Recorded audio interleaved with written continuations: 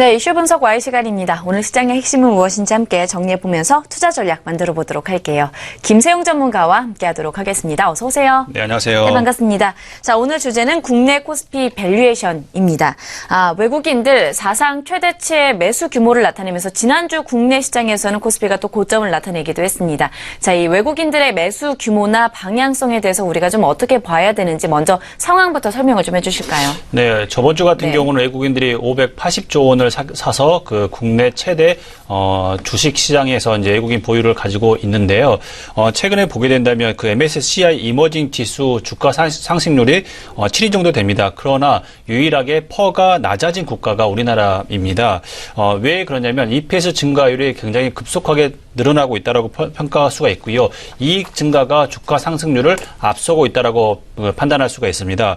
이익 증가가 지금 현재 가속화되고 있는데요. 그 코스피 200 영업 이익 증가율이 올해 1분기 같은 경우는 29% 그리고 2017년 전망치는 33.2%로 늘어나고 있습니다. 그리고 또한 4분기의 전망치가 34.6%로 전체적으로 현재 상황에서는 영업이익 증가율이 가속화되고 있고 늘어나고 있다라고 말씀을 드릴 수가 있고요. 어느 한 업종이 오르는 게 아니고요. 전체적인 업종이 늘어나고 있고요. 그런데 보면 당연하게 지금 현재 시가총액 증가율의 기여도가 가장 높은 기업은 삼성전자입니다. 당연하겠죠.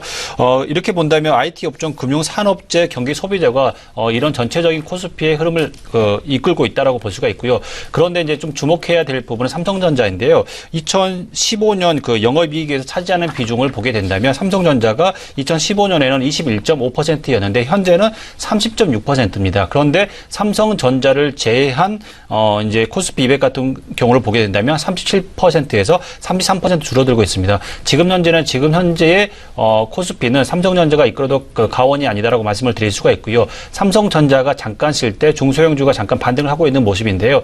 전체적으로 본다면 중소형주 장세는 아직은 아니다라고 말씀을 드릴 수가 있습니다. 네, 우리와 시장에 있어서 관계를 좀 살펴볼 필요가 있을 것 같은데요.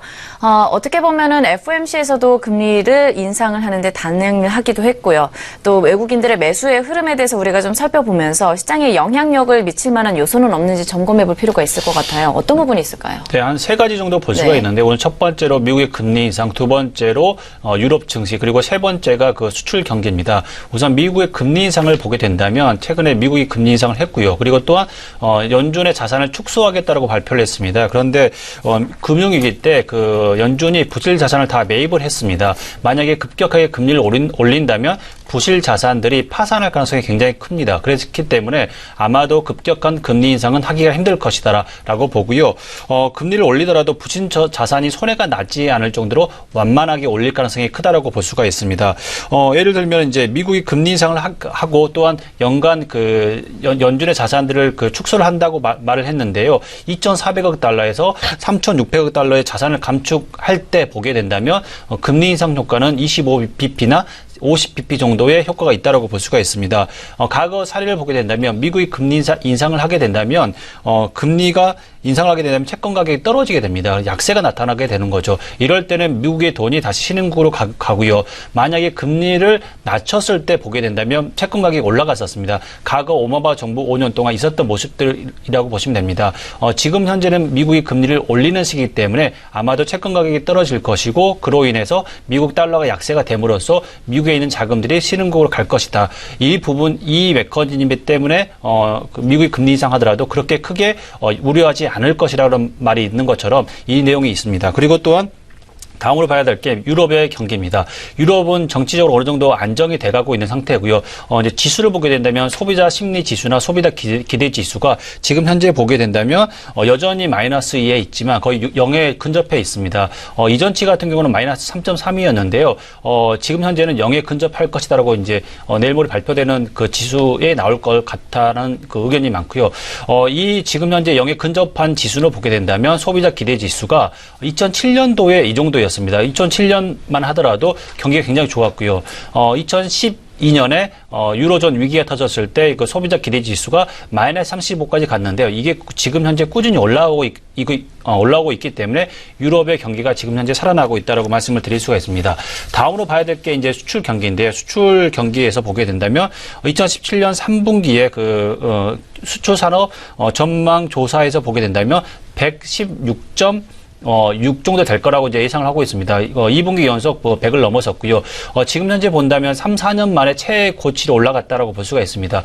제가 수출 증가율을 왜 이렇게 말씀을 드리냐면 과거 코스피와 수출 증가율의 그 그래프를 보게 된다면 거의 맥을 같이 하게 됩니다. 현재 보게 된다면 4, 5년 동안 이렇게 그 바닥권에 머물러 있다가 지금은 고개를 드는 모습인데요. 수출 증가율이 떨어지게 된다면 코스피도 떨어졌고요.